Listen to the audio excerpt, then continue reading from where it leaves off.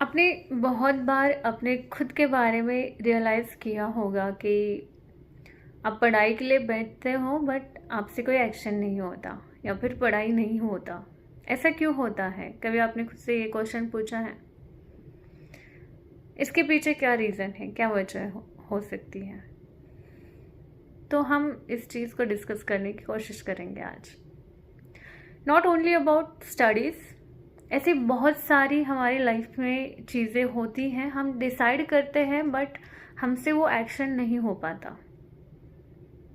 For example, आपने decide किया है कि मैं कल से डाइट करूँगी, बट आप नेक्स्ट डे से ही जंक फूड खाने लगते हो। ऐसा क्यों होता है?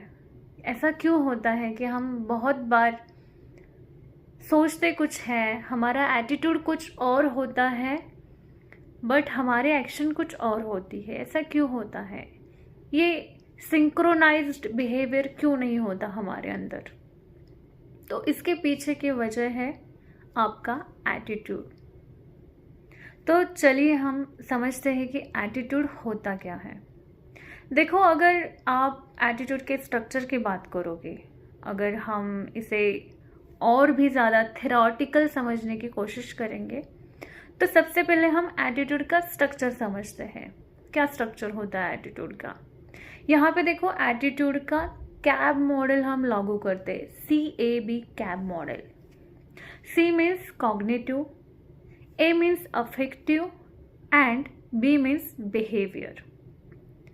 अब C, जिसे हम कॉग्निटिव बोलते हैं, वो क्या होते हैं? आपकी रैशनल थिंकिंग या फिर आपके थॉट को हम यहाँ पे कंसिडर करते हैं। अब आपको C का मीनिंग समझ में आ गया। C मीन्स क्या है? कॉग्निटिव मतलब आपकी रैशनल थिंकिंग, जहाँ पे इमोशंस नहीं है। अफेक्टिव मतलब क्या? इमोशंस होती है। तो दो तरह की इमोशंस हो सकती है, एक तो पॉजिटिव हो सकती है या फिर नेगेटिव हो सकती है। एंड लास्ट इज बिहेवियर, आपकी कृति या फिर एक्शन या फिर टेंडेंसी टुवर्ड्स एक्शन। तो इस तरह से एटीट्यूड का एक स्ट्रक्चर होता है, एक मॉडल होता है। हम थ्योरेटिकल वे में उसे समझ रहे, कैब मॉडल। अब ये तीनों में अगर देखो एक सिंक्रोनाइजेशन हो, कैब मॉडल में अगर सिंक्रोनाइजेशन हो, मतलब क्या?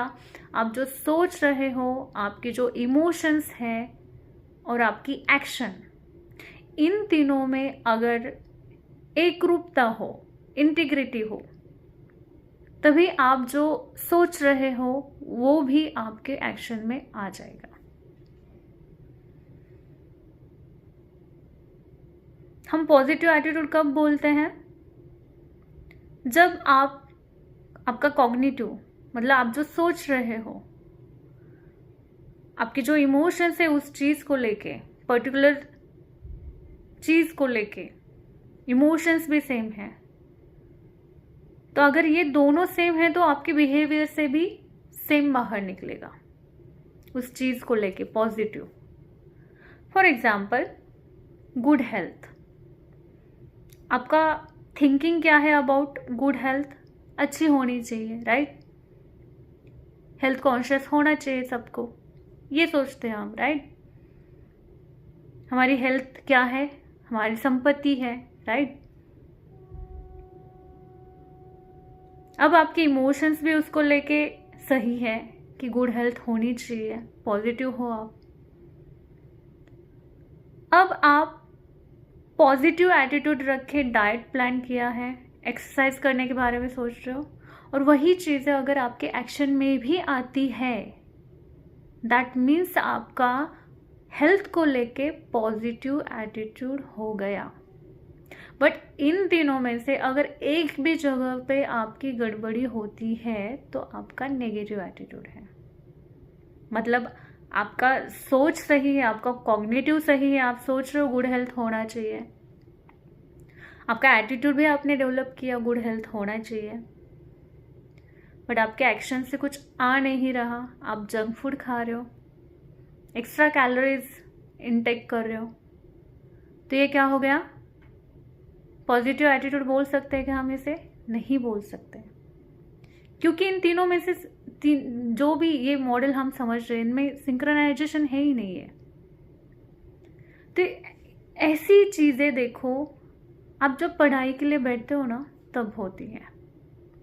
देखो, कुछ ऐसे एटीट्यूड होते हैं हमने अपने डेली लाइफ में